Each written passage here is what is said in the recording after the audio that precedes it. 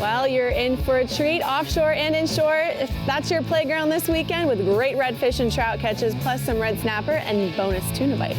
You're absolutely right, Bree. The lakes are producing full bellies with good crappie catches and some monster bass action. So get ready for the Texas Insider Fishing Report, which starts now.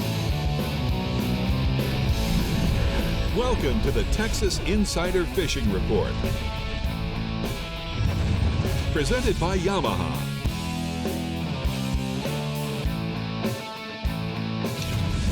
Welcome back to the Texas Insider Fishing Report. We are in the dog days of a hotter than hot summer, and it's only mid-July. I know it. But Rick, we've got a lot of species happenings on the coast and in our lakes with a little break on the wild weather front. So that's good. You know what I think, Bree? I think everybody needs to just think about going early and going deeper. Yep. Don't try to beat the heat. Maybe you might want to fish at nighttime.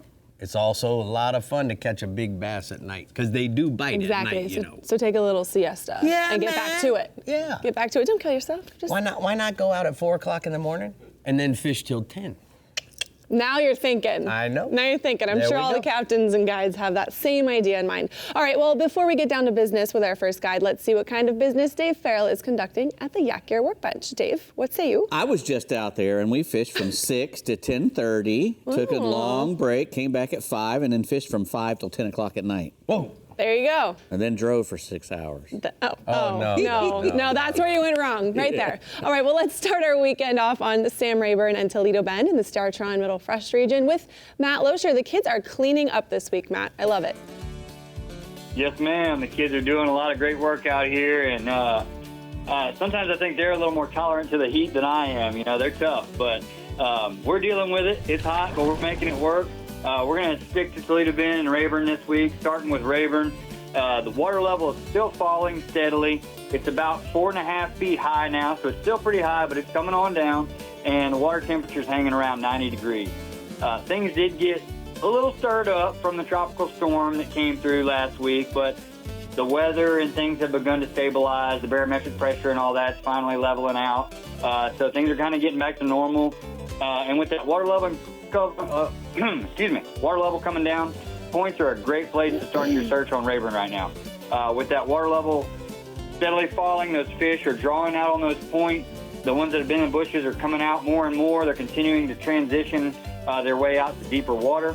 So look for congregations of bait fish, big schools of bait fish, out in the deeper water around the perimeter of the points and the perimeter of the flats, and then look for the pass on the nearest little high spots and points where you find those biggest concentrations of bait fish. Early in the morning is definitely a great time. You can expect to see the fish up shallower during that time, especially up on those points, biting crankbaits, maybe even busting the surface a little bit. And then throughout the day, they're going to settle down, get a little more lethargic. Best thing to do is just slow down, drag a soft plastic, or even pull off a little deeper, do some graphing, try to find where a school has set up out, maybe in some current. With that water running through the dam, there's going to be some current. So just keep an open mind. Definitely keep an open mind on the depth. You can find them from the bushes all the way out to about 20 feet of water. So don't get too locked in on any one depth. Just make sure you stay above the thermocline because they're definitely going to be above that. All right, now talking Toledo Bend, the water level here has leveled off a bit this week. It's holding about 16 inches below pool now. It's not dropping as fast as it was last week. I guess that rain from the Hurricane Beryl kind of leveled things off for a little bit, but I look for that water level to start coming back down once they get that water out. The dam operators still have both generators running, so there's a decent amount of water still moving through the lake. We haven't had that stagnant water like we sometimes get this time of the year because there's still been high water and a lot of flow through the lake. The temperature is holding around 90 degrees here as well. And the fish have really showed up again this week. There was a tournament here recently, or this past weekend, the Brandon Belt Championship tournament, and there were 2 teams that brought in 28-pound limits during the 3-day event. That 3-day event took a total of 75 pounds to win, so a 25-pound average for 3 days. That might be the biggest weights that I've ever seen in a July tournament. Very impressive. They absolutely hammered them. I want to say congrats to Benji Gillette and Dustin Rivers for that win. Those guys are hammers. They're always bringing in the big ones. The fish are coming from the grass and from offshore spots as well. There has even been some schooling activities on the calm days. Once again, just look for those really large concentrations of shad and other bass favorites like your bluegill and your yellow bass. Then get out your crankbaits and your big worms and start working the best looking cover near those concentrations of bait. And I'm going to leave the bass report with a photo of a young man holding a nice bass there that he caught with my fellow captain, Brandon O'Neill. Nice. All right, what else you got for us this week, Bo? All right, we're going to hit those same two lakes talking about the crappie, another fan favorite there. Everybody loves getting some crappie. So on Rayburn, typical summertime deal, crappie are holding 20 to 30 feet around the timber and the bridge pilings. They're suspending about 12 to 16 feet down from the surface. Minnows and jigs will get the job done, and I look for that bite to continue to getting better on Rayburn, even though we're getting into the hottest part of the summer. The water level coming down is going to keep concentrating them more and more, so it's going to get really good.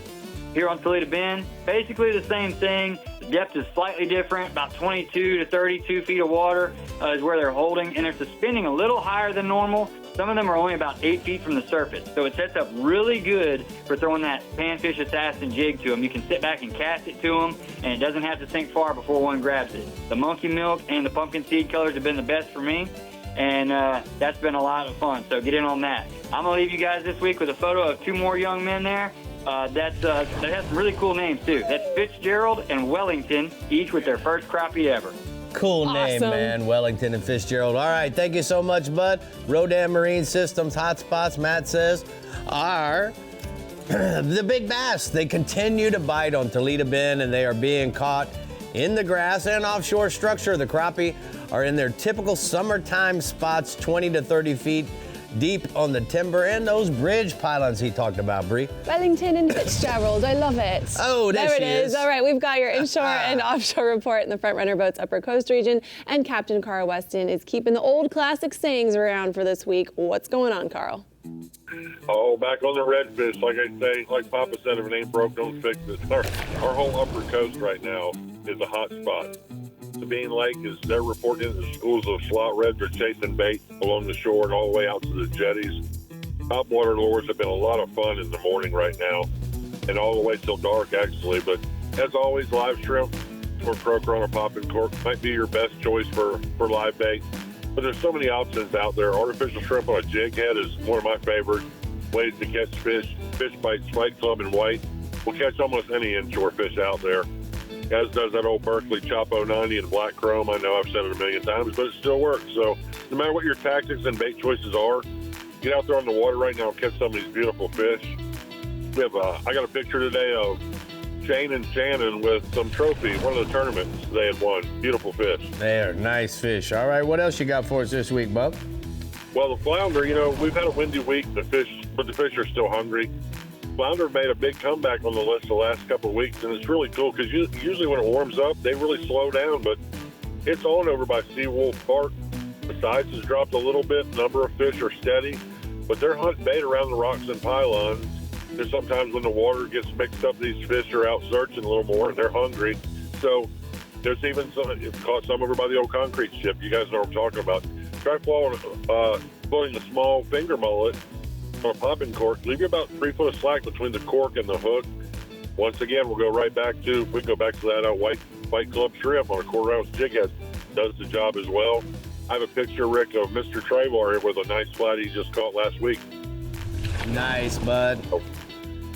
All right. Hey, offshore, I know we're beating up snapper, but it's our season. We're going to keep on it. The wind and the higher waves have held us back a little bit, so the snapper got a few-day holiday from us anglers.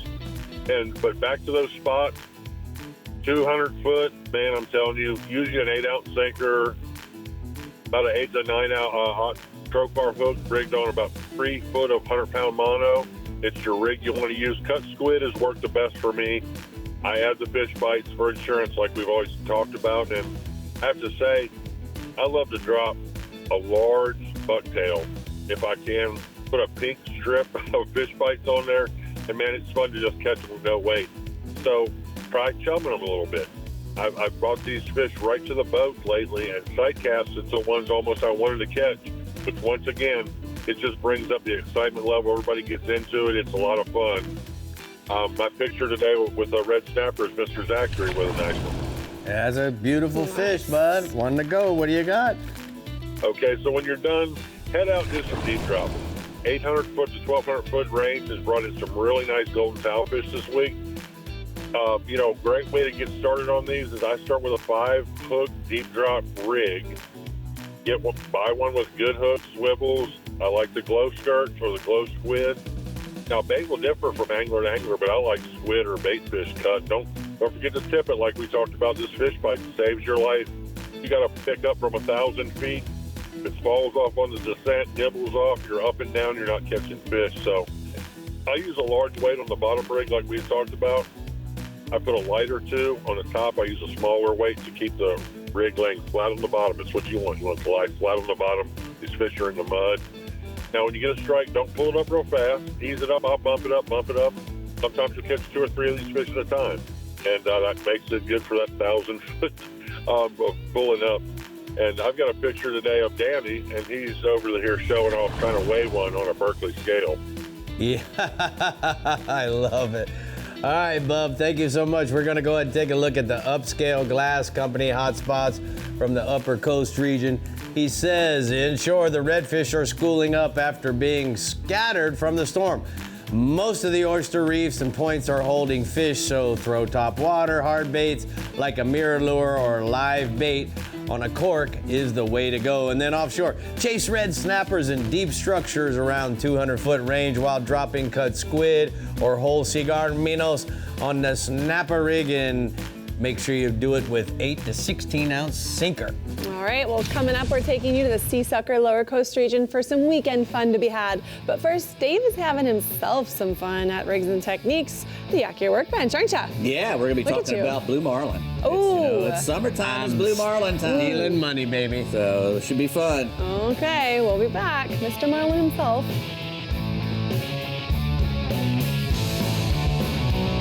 The Texas Insider Fishing Report is brought to you by Yamaha. Reliability starts here.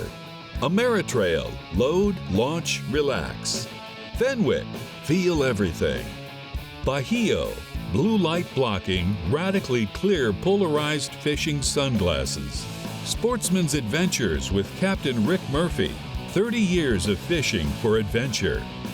Berkeley. Your fish, our science. And Skeeter Performance Fishing Boats. Eat, sleep, fish.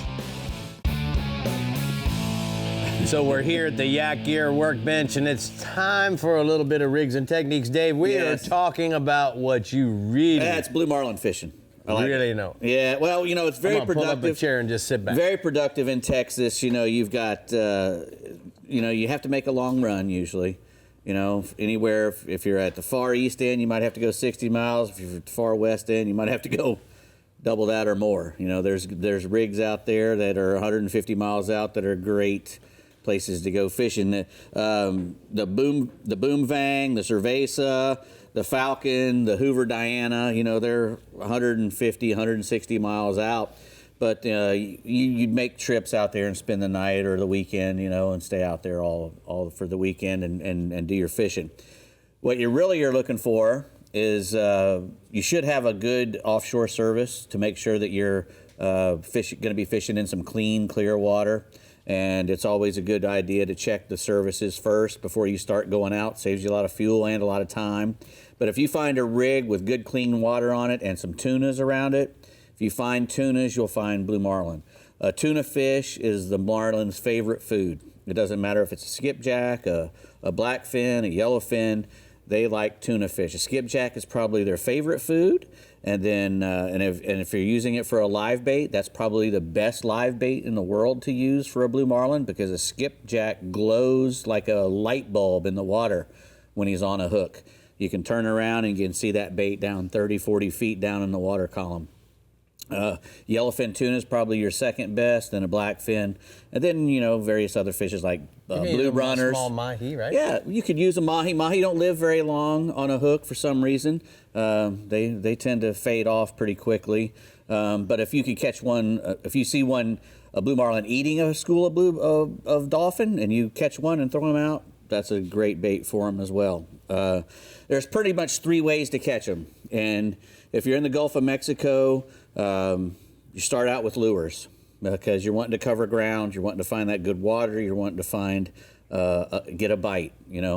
And once you find that place where you think there might be stuff concentrated, then you slow down and you start using your lure bait combos or your just dead bait fishing. So you go from fishing 8 knots down to 6 knots. And then if you see a blue marlin or you mark a blue marlin on your screen and you have live baits, that's when you put your live bait out. When you know there's a fish there, because you're not having to go to find him, you know he's here, and that's when you'll catch that live bait and you'll throw him out and you wait for that live bait bite. When you're trolling, I got a lot of lures up here. Like I said, you can troll most of these things, 8 knots, 6 to 8 knots. Some of them will go 10 knots. I like this wide range here. This is probably, that head shape is one of the most popular head shapes in the world, because you control this at 4 knots all the way up to 18 knots, and it'll stay in the water and go straight. And that's why it's called the wide range. A super chugger like this one, this is a Moldcraft super chugger. That's a Moldcraft wide range I showed you before. It'll stay in the water, but you can't really control it that fast. It'll start to skip because of this concave. Jumping. Yeah, it'll start to jump. You want to troll your lures as fast as you can without them leaving the water. You don't want them to jump and tumble. You want them to stay at the surface, go down a little bit, maybe leave a little boatable trail and come back up. These bullets, believe it or not, in Hawaii, a bullet like that probably caught more granders than any other lure. Come on. The main reason being because everybody pulls a bullet long out the middle for a tuna fish. Well, not all the time a tuna fish is going to eat that. A lot of big marlin will come and eat that little guy straggling behind the rest of the spread. So a little bullet, believe it or not, catches a lot of great big fish. So you want to, and the guys are they're starting to use smaller hook sets than they used to. You always pretty much prefer to have one hook when we're fishing for a blue marlin, and we want to fish it all the way in the back. Exactly. And just one hook. And then we do have a lot of these are teasers. This is a big truck teaser from Moldcraft. These are mud flap teasers, and you can load a dredge with those mud flaps, or even get bigger ones and run them on the surface. You can even attach a lure head to them and do it that way. That's a pin 30 wide over there, which will probably catch 90% of the blue marlins you're going to run across. Once they get over 500 pounds, you might want to go up to 80s and stuff like that if you're fishing in a tournament. But a 30 wide loaded with 50-pound test line is going to get you all that you need, probably. Not ever enough time. Not enough time. I was going to say that. I love watching Dave in his element over here. It's so great. It's so great. I'm just zoomed in. All right, there's a lot going on in the Sea Sucker Lower Coast region, so listen up to get your inshore red and trout tips, plus some shrimp boat tuna action with Captain Chad Kinney. Go for it, Chad. I tell you what, Dave got me fired up in that rigs and technique stuff, because I'm heading out this week to Perdido, and we're going to actually go bill fishing. So I learned a few things. I'll check it out and give you a report next week. But starting with this week, the trout fishing, we'll go there. The bite remains really, really good on the lower coast here. The red fishing's, not as good at all, kind of slower, but they're scattered fish up on the east side, way up shallow in the flats here. So starting with the trout, it remains really good. A lot of spots you're going to. We've got some really good weather and good weather coming up, so they're holding pretty much anywhere. But if you're coming out of Corpus, or if you're fishing out of Mansfield, just head up to the land cut there. There's a lot of fish around the drop-offs and grass beds along the ICW. We had those really high tides from the hurricane that went north, and now that water's been dropped back down, so now's a really good time to go up there, try some Berkeley top waters, Jay Walker, and get some mirror lure top dog juniors out. And basically just throw them right up on top of those shallows in the flats. It goes from like sand, the grass beds right along the drop-off. Just toss them out there, walk the dog, and wait for your blow-ups and rolls on them, and you'll see the fish pushing on them. It's a lot of fun right now to get up there and do that. On the drop-offs, if you're out there deeper then, get your Rodan trolling motor, get your boat off, probably 20, 30 feet off that drop-off. It gives you better distance on there, and so you can kind of slowly move up along that ICW. We get this and kind of switch over to some soft plastics like the saltwater assassin sea shad. Works good. And if you're using some live bait, there'd be the way to throw the live bait out there right on the edge also. Using live croaker free line right now is what they're feeding on right on the ICW and the oil guts up there. Talking about the redfish has been really pretty tough pretty much, but it's kind of normal for this time of year. They're scattered fish a lot. The tides are up and down, so they'll start schooling up here after a while and let you know. But right now, if you're going to look for them and you're done trout fishing or something, head up to the east flats, head up there early too. But look for that bait. Look for redfish pushing wakes up shallow. Look for mullet flipping. Look for them, while you're visually kind of cruising through the flats. Look for them under the boat, moving from side to side. But the best way when it's like this and the calmer winds and a lot of more pressure going on right now in the summer is basically wade fish. So you can power pole down, be as stealthy possible. Try some 1/8-ounce gold spoons, weedless, with a quick retrieve works good. You can also go to a saltwater assassin with a paddle tail on that with a quick retrieve. They're like that because you can be fishing in probably a foot of water to 14, 18 inches. The fish have been kind of really spooky, so be as stealthy as you can, and they're going to drop off deeper when that bait goes deeper as the day goes on. It'll be up to mid-thigh and maybe even about waist deep, probably around that 10, 11 o'clock range. So try that if that's what you're kind of looking for. Talking about offshore fishing, offshore snapper has been, excellent on lower coast. It is right now. The federal water's open, but what I'm excited about now, this time of year, it's my favorite season. Shrimp boat season's opened up, so look forward to plenty more action behind those guys with the blackfin tuna, wahoo, dorado, blue water will be moving in. A whole bunch of stuff will be changing here pretty quick. But the red snapper, like you talked about, it's a get out there now. The federal water's open. There's tons of fish. The weather just got a lot better for the snapper fish, and the current's a lot better. You can go out there real quick and get your snapper, go back home if you want to, or you can go out there and troll all day long and come back and catch them on the way home, which is a great option to do. The currents, like I mentioned, haven't been bad at all. So we're going to an eagle claw trocar jig, 1 to 3 ounce, kind of like the lightest you can use with it still falling good. Attach a fish bite strip to that. It'll get you a lot more aggressive bite to it. I've also been using those Savage Squish jigs. They're really, really good. Do the same thing on those. The fish are starting to regroup after that storm. By that, I mean they're not on the bottoms hiding or anything else like that. They're coming back out. They're regrouping, and so they're starting to get suspended. So try the middle of the water column for the better fish bite. And remember, when you're out there in federal, it's two fish per person in the federal water area. And talking about the shrimp boat season, so the shrimp boat season opened up. Really looking forward to it. There should be some really good action behind them. I'm going to be doing that this week also, along with the Marlin trip. But the deeper boats is what you're looking for on this stuff. 150 foot of water for a rule of thumb, and deeper. We'll definitely start holding out to more bait, bonita, blackfin tuna behind them, and you control 3 lines out the back of these. Using a Savage Max stick works really good, or an Islander lure works also really well. Trolling at about 7.5 to 8 knots. Look for bait and wait for your bite there. You can expect multiple hookups, so that when you troll 3 lines, it makes it so much easier to clear the lines. You'll land more fish. You get back in the water quicker. And especially what it makes it do is when these boats are trolling early in the morning, they're dragging, you can move around and maneuver a lot faster around them and keep your baits where the fish are located at. And that's the best way to do it right there. Like I said, season's just starting. It's going to be really good between now and October, so either book a trip or get a buddy and take your boat out and take advantage of the good weather. Sounds like some good advice there, Chad. We're going to go ahead and take a look at the hot spots from the lower coast region. Chad says that the trout fishing is good in the land cut along the grass beds and the drop-offs in the ICW. And then the redfish have been scattered in the flats up shallow and dropping off into the deeper as the day goes on. Offshore, red snapper fishing has been great.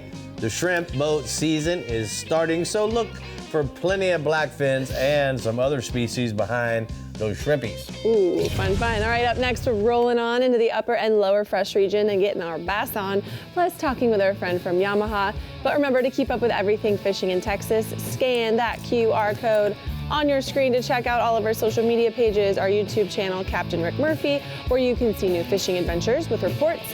Plus, our website has all of the products you see here on the show for an easy way to up your fishing game. So scan away, and we'll be right back. The Texas Insider Fishing Report is brought to you by Bass Assassin and Saltwater Assassin, the best lures, period. Berkeley, your fish, our science. Murphy's Law Sport Fishing. Book your trip today at murphyslawsportfishing.com. Abyss Battery. Power your pursuit. Ducks Unlimited.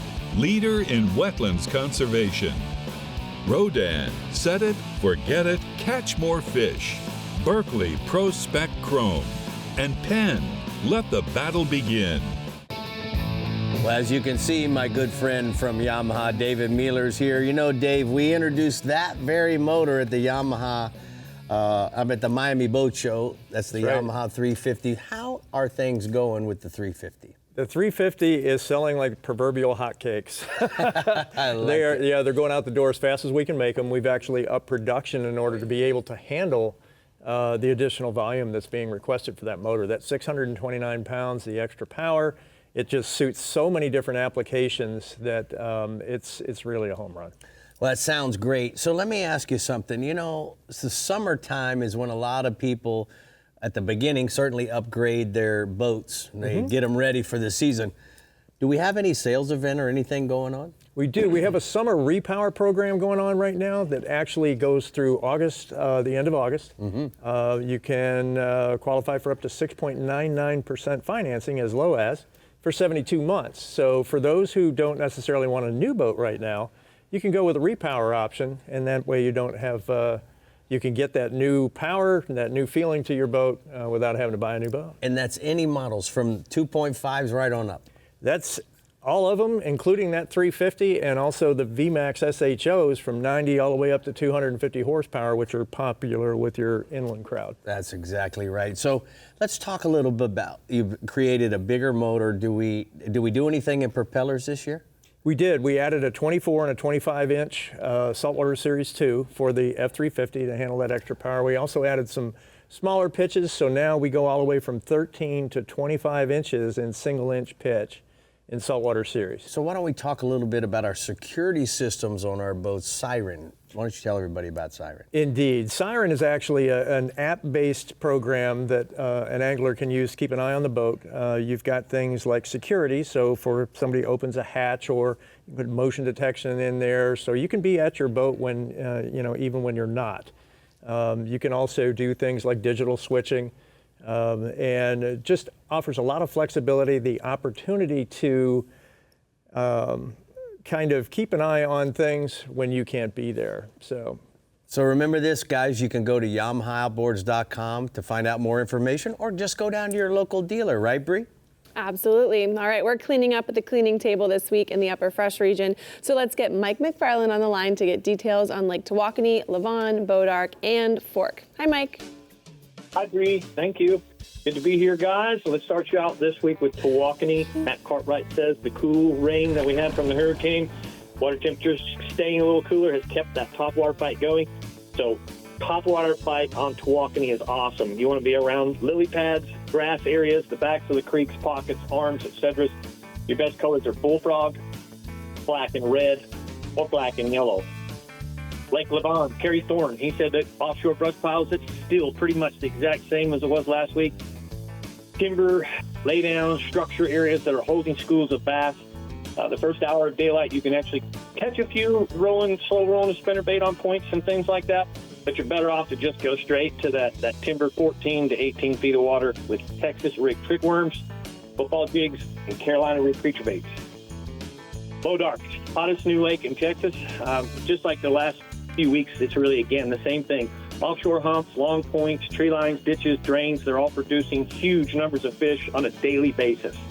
Half-ounce jigs, Carolina rigs, shaky heads, Texas rig worms, that's really all you need. Natural colors are best. I like a half-ounce rattling jig with a Bass Assassin whoopie crawl. Then I just move a lot. I keep going until I get bit, and then I slow down and stay in that half football field area, and you can really clean up that Bodark. Home Lake, Lake Fork. The recent hurricane brought just enough water to change things here. I'm still focusing on 16 to 24 feet, the deep structure, deep points, and shell beds. Football jigs, shaky heads with big worms, those are really the best two baits that I can recommend. But there is a little bit of early morning top water here and there, some schooling activity. It's kind of hard to find, it just pops up random. But have a top water on the deck of your boat if you're fishing early morning.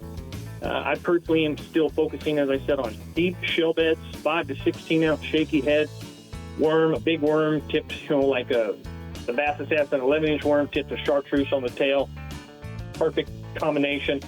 And this right here is one of my clients' wives. I took him fishing, showed him what to do, and then he took her fishing a few days later, and she caught this beautiful fish. Nice. All right. Let's talk a little bit about crappie. Crappie. Jackie Wiggins on Fork. He says that Lake Fork is fishing in full-time summer pattern.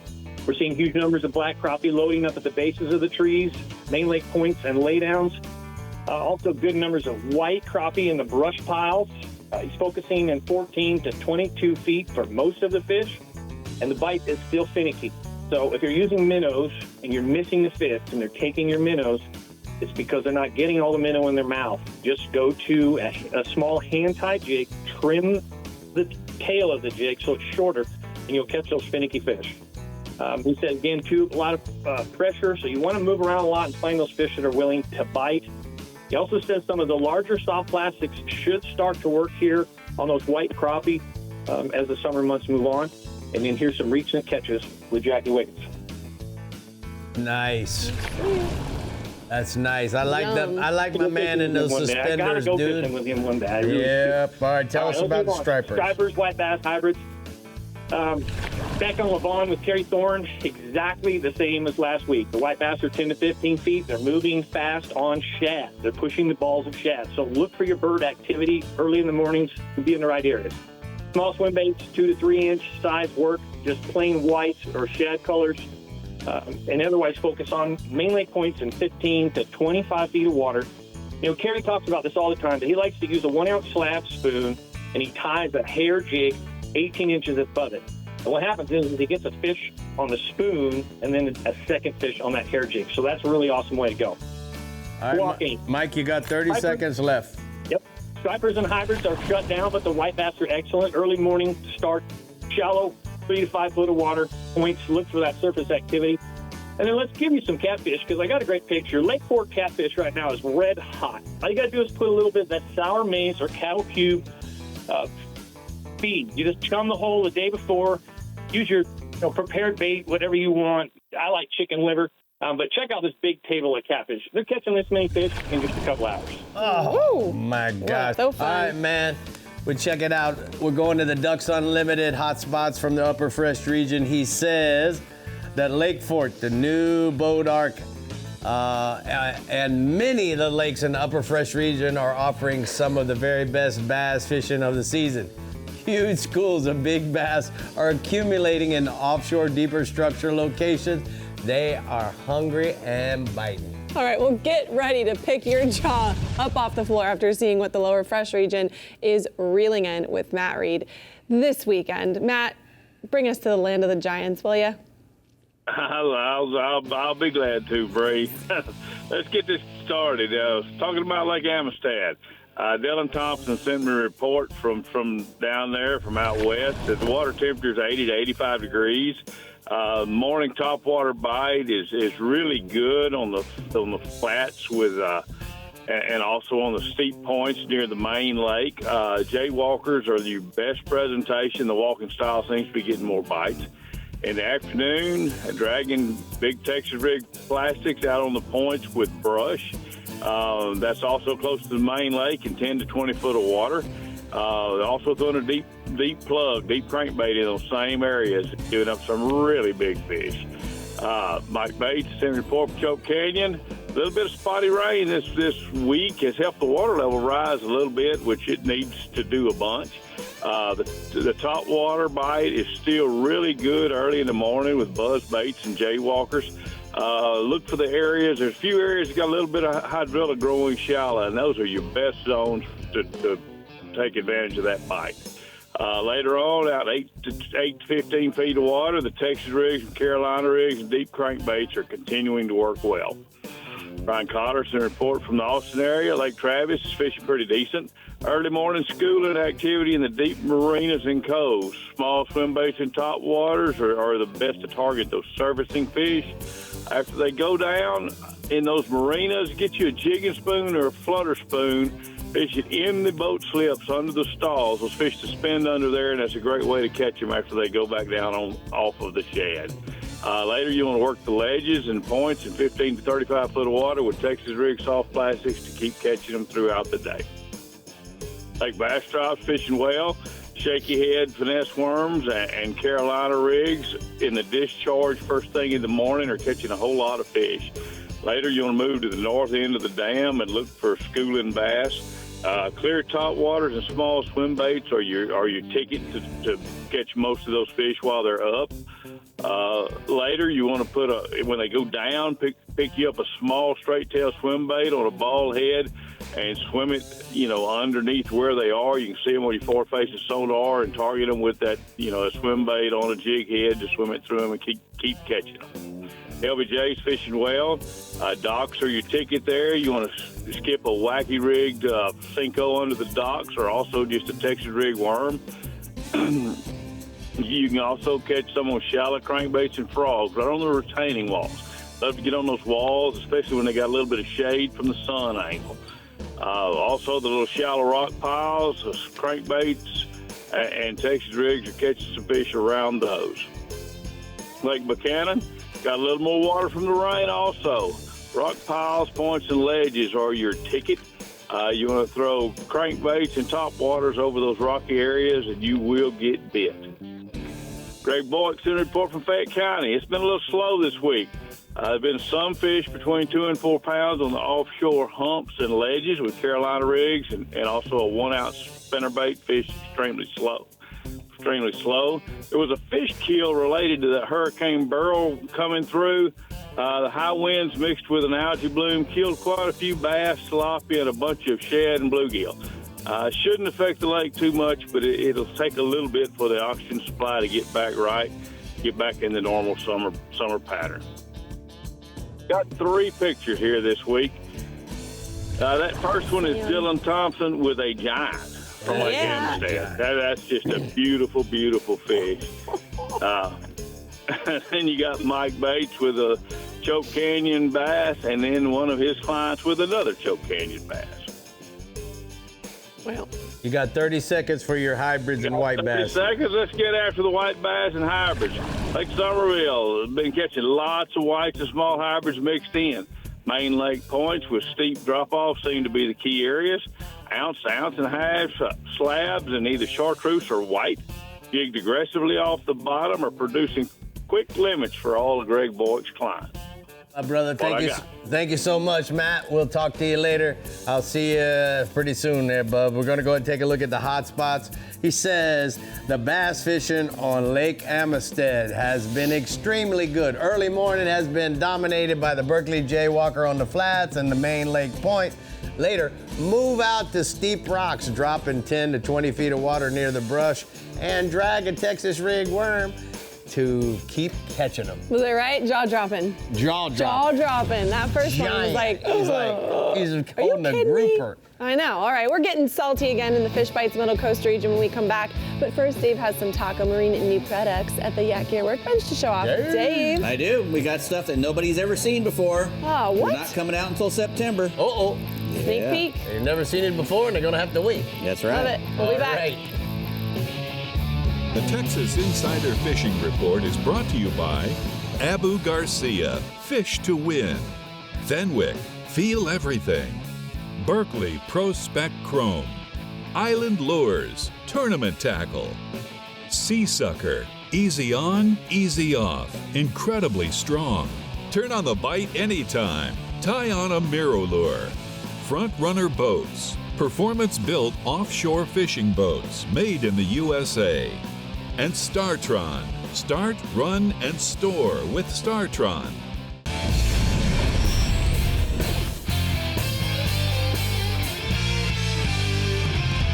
Today's Powerpole tip is all about the new Powerpole 1 pump.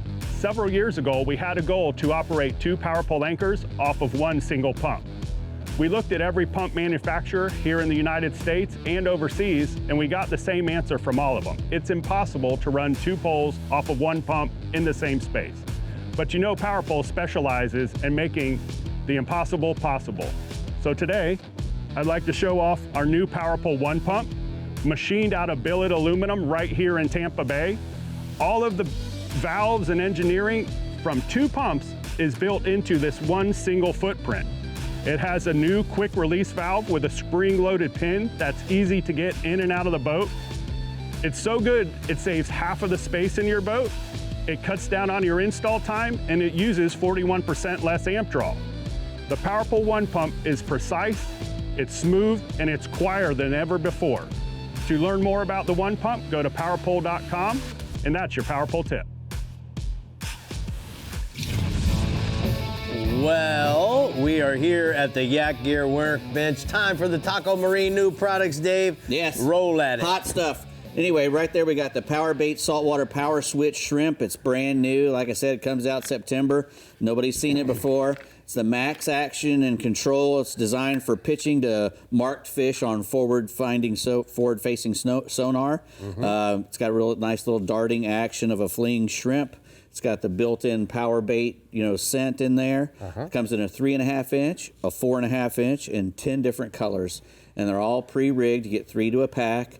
So all you got to do is tie it on and cast it out. It sounds good. September 2024. And where do we go when Berkeley. it comes out? Berkeley Fishing. Yeah. Savage Gear Mag Walker, it's called. It's available in September as well. It's a patent pending reverse magnetic weight transfer system inside there to make really long casts. It's got two magnets in there that reverse against each other.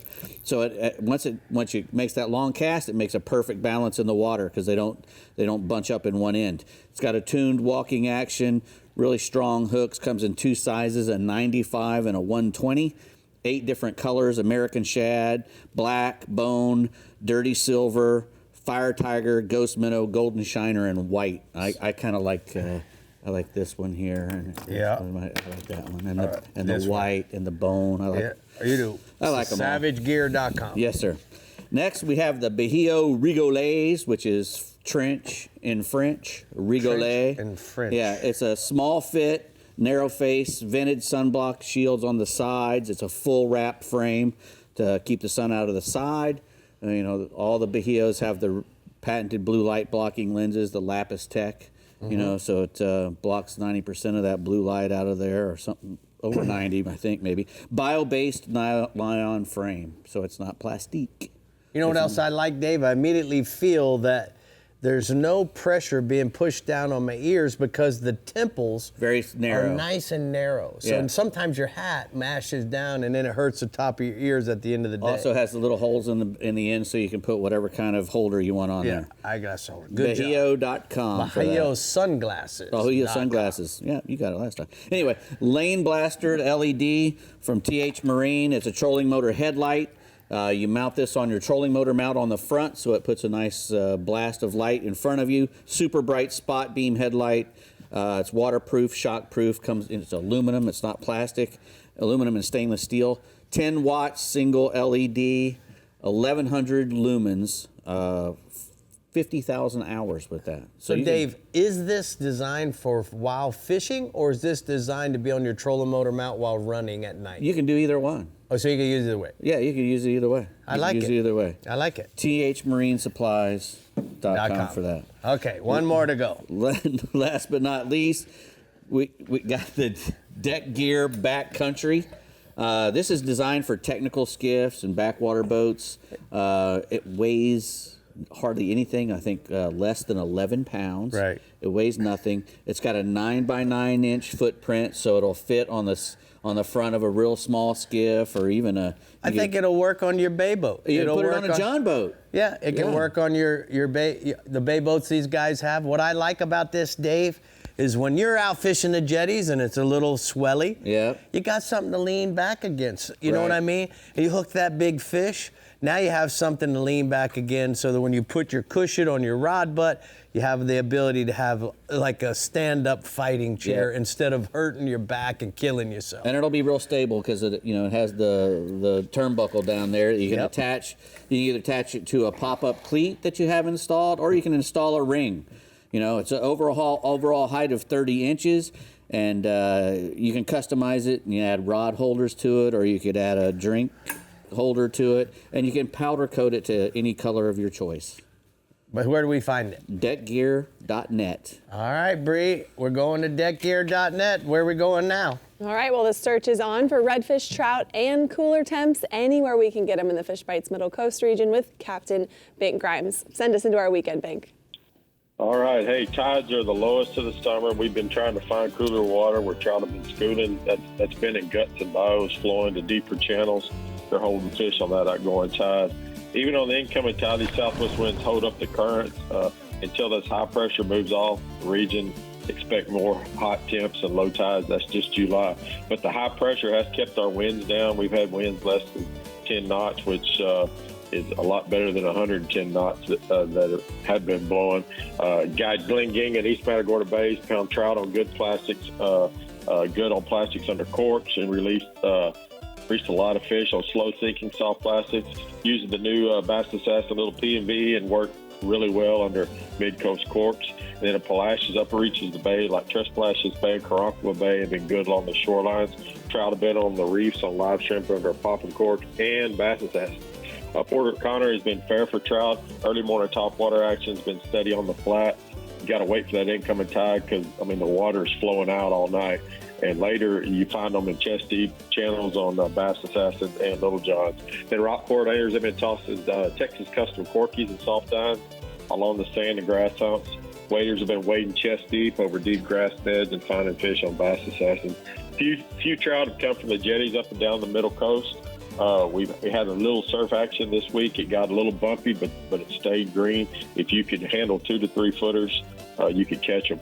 And there's a photo there. Emerald tides this week were conducive to trout like this one, and that was quickly released. And a lot of people are releasing a lot of trout these days, which is good news. Redfish are fair in Matagorda and the back lakes around Oyster Lake, Crab Lake, and Horse Trailer Lake. Don't be surprised to find these black drum in the same spots as well. Shell Island's been good with low tides and lots of black drum all over that shell.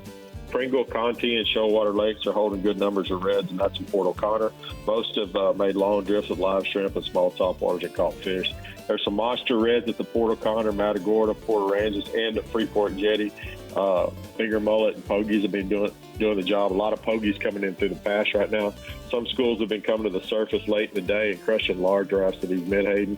And then our Gulf shrimp season opened this week, and many boats are dragging near the beach and for these large white shrimp. And when they're culling, a lot of those redfish have been following those boats, as have sharks. So it's been really, really good out there. Offshore action, Gulf water temperatures reached near 88 degrees this week. Seas have been running 1 to 3 feet. Been good catches on the big pond. Some kingfishers showing Dorado are riding the weed line, and a lot of big shark action just off the beach. Again, those sharks are following the shrimp boats when they're culling. Red snapper's been good, but it's taken a longer run to go get them this year. Instead of the 15 to 20 mile runs, it's been 25 to 30s. Still a lot of tuna showing as well. Another good week in the Fish Bites Middle Coast region. We've had some great weather. Be safe and courteous on the water. Treat the bay like it's your backyard. Catch and release is still pretty cool. So release more than you take, and be good stewards of the bay and our beaches. Bink, I got a question for you. How are you doing after the recovery of the hurricane? Man, we're making it. The good news is the fishing is really, really good.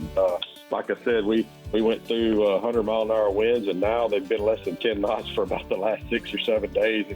It's given us a chance to really see what's out there, and it's been really good. The boats and everything survived all right? You just had a little water damage downstairs into the pool and the fences? Yeah, a little water damage, a little mud damage, just a lot of cleanup, but a little roof damage. But all in all, we were blessed that it wasn't more than that. All right, bud, thank you so much. You did a great job tonight. Thanks for batting clean up for us. We're going to go ahead and take a look at the MirrOlure hot spots from the Middle Coast region. He says the trout are good while wading the reefs in East Matagorda Bay on MirrOlure, sheep hups, and soft dines. The redfish are good in the guts and bayous and along the jetty rocks on shrimp. It's amazing how resilient the people that live on the coast, whether you're in Texas, whether you're in Florida, whether you're in Mississippi, Alabama, Louisiana. Yeah. We've been affected in the last 2 decades by so many storms that we actually know how to do it. It's like going to the grocery store. It's not anything anybody wants to deal with, but the good part is we all have figured out a way to get back to somewhat normalcy. Good for Bink. Yeah, well, Dave, you were just on a walkabout, or should I say drive-about in Texas? Yes. Yeah, I went, my buddy Larry Walker set us up with a couple of guides, Christian Gladfelter out at J.B. Thomas and Jason Cohn on Bodark. Mm-hmm. And we caught a great big bass at J.D. Thomas, a 9.88, and caught like 15 bass at Bodark. We were out there to try to catch a big one and try to get a lot of B-roll for the show, and we did it. We had 2 days, and we did it. We drove like 650 miles in between the lakes. It's Texas. And but we did it, so we had a good time. You'd think they would put those lakes closer. Yeah. What were they thinking? We had fun. We had a lot of fun. All right, we gotta go, Bree. We gotta go. Thank you, everybody, for tuning in. Get out there, catch those fish, be safe. And we will see you next week on the Texas Insider Fishing Report. Good job, gentlemen. There we have it. Gotta get that picture of that bass up here. We'll see you next week. Bye.